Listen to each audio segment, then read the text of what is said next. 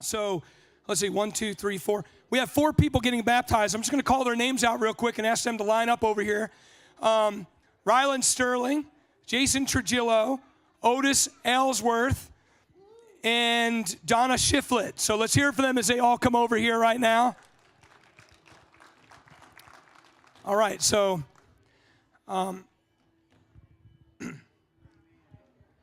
okay, so I quoted this verse to you guys in Romans chapter 6 at the end of my message. I wanted to say this. I'm all about people praying the sinner's prayer in front of the church. I think it's a beautiful thing. But I also think that a lot of Christian churches are all about getting notches in the tree.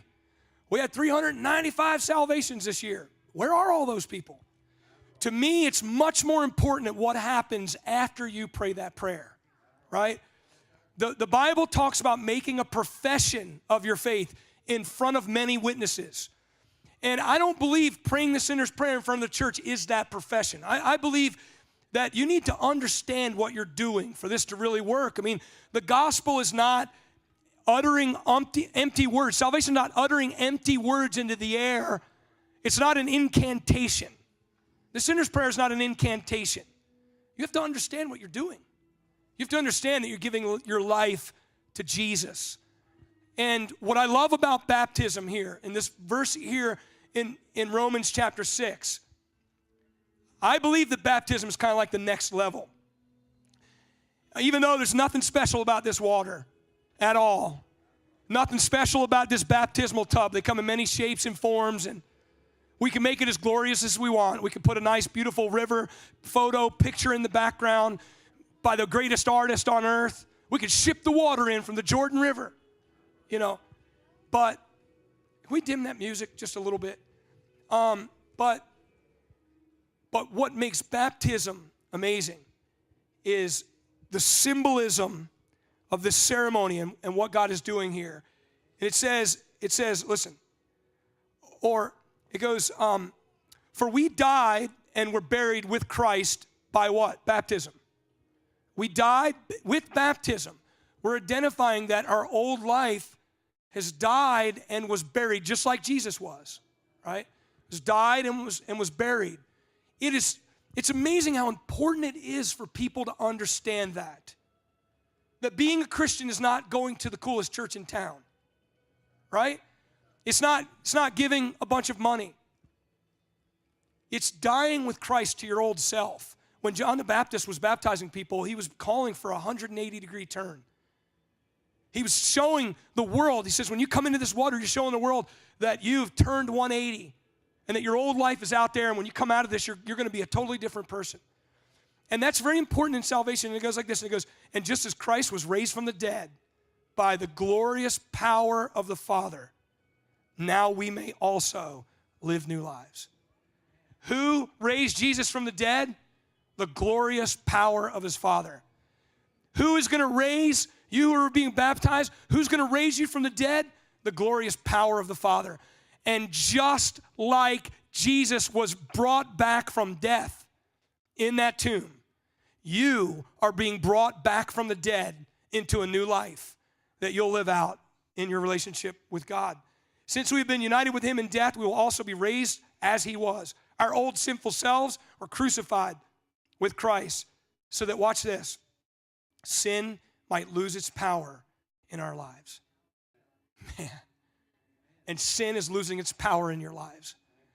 Sin is losing its power in your lives. You're becoming more and more Christ-like as you take this step today. And it says, we are no longer slaves to sin. For when we died with Christ, we were set free from the power of sin.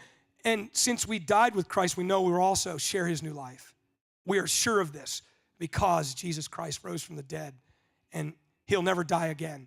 So death no longer has any power over him. He died once to defeat sin, and now he lives for the glory of God. You should consider yourselves dead to sin and able to live for the glory of God through Jesus Christ. Isn't that awesome? That's what's happening today. Let's hear it for those people that I called out their names. And so, Rylan, you're going to go first? All right. Are you a Denver Broncos fan here? Okay, well, the Lord will forgive that. So what's going to happen right now is a great miracle. When he goes under the water, he's going to come out with a Patriots shirt on. It's going to be an amazing thing right here, and it'll be a true sign. Just come. Come on in. So I want you to look at the crowd here real quick. This is the courage of this kid right here, right? 9 years old. He's decided he wants to live for Jesus, and he wants to be baptized. Will you tell everybody your story real fast? I don't have one. He does not have a story. Do you know where you are right now? Church. Yeah. What's your favorite food? Spaghetti. Spaghetti. And do you love Jesus with all of your heart? Yes. Okay. Step down into the water here. So then, according to your confession of faith, put your hand over your nose. I now baptize you in the name of the Father, and of the Son, and of the Holy Spirit. All right. Good job, buddy. We'll take Otis next. Otis Ellsworth. That sounds like a name from a famous novel. How you doing, man? I'm so happy you're here. What? Go ahead, just share your story. Oh, man. How you came to Jesus. You're welcome to do that. It's for my own good. I got you, buddy. Well, I am a sinner and a recovering alcoholic, and always will be, I guess. And the Lord has helped me to get this far. And but my story kind of goes, August 2nd, I'd done pulled a good weekend of drunk, and I ran into Doug Brooks there at 7-Eleven. He invited me to church, and he quoted James 6:33, I believe it was, and it kind of stuck with me.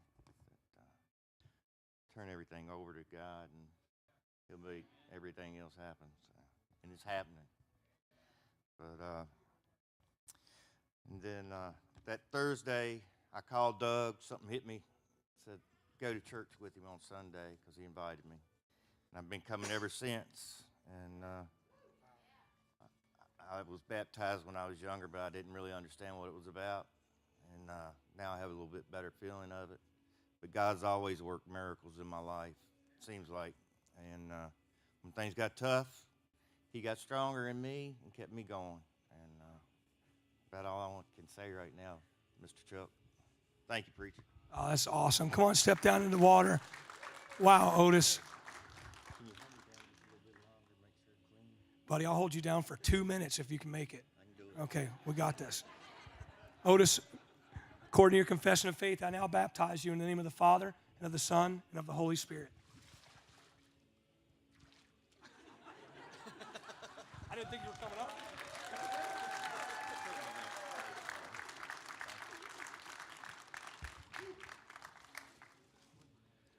Jason Trujillo. Trujillo. No, is it really? That's what it is? Man, I've been calling him Trujillo for over a decade now. So your name has been officially changed. I want to let you know up here. Thank you. There's not enough time to tell my story. I did not burn when I got into the water, so that's a good thing. There's just a lot that has to be buried, and I have to be reborn right now. Amen. Jason, according to your confession of faith, I now baptize you in the name of the Father, and of the Son, and of the Holy Spirit. Yeah, buddy.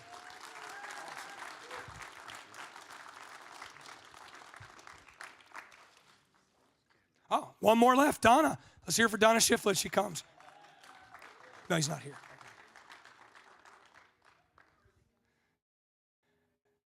Donna, can I tell part of your story? I don't really have a story. Okay, well, then I'll make one up.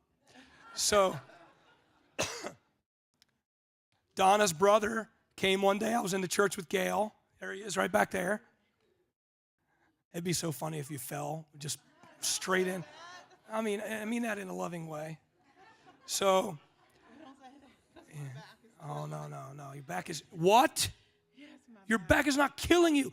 Remember what I just said in my sermon. Yes, I know, but it hurts What is so your back? bad. It hurts so Just say, bad. my back feels so amazing and it's so healthy right now. I wish. I wish. We got her to the neutral level. So, Donna, it's amazing. Your brother came into the church one day. Gail and I were back in her office, He walks in there, the most chipper guy you ever met in your life. I went out to his car. He's like, I've had surfboards up on that roof. And he's showing like the ultimate hippie, right? Been all around the world. He was telling us a story, and he said he was moving back into town because he wanted to be close to his sister and wanted to, he said he wanted to help take care of you. Not that you needed to be taken care of, but he was being a big brother, you know. And I remember we prayed for you, and we prayed for him there in the office. He came, and you've been in church. I think you've been in church every Sunday since then. So that's amazing. And you've given your life to Jesus. You love him with all your heart. How many of you believe that? Me too. Well, then, according to your confession of faith, I now baptize you. Huh? Oh, yeah, let's take your glasses off. You might not even need those glasses when you come out of this awesome water. I now baptize you in the name of the Father and of the Son and of the Holy Spirit. We'll get you. We'll get you. However you want to do it. Go ahead. We'll go face first. We're going to get you on. Yeah. Go ahead and just sit down. Sit down. You got it. There we go.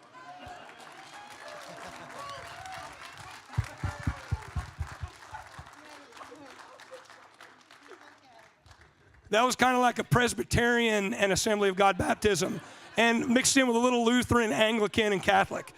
So be careful. Guys, let's hear it for those that got baptized today.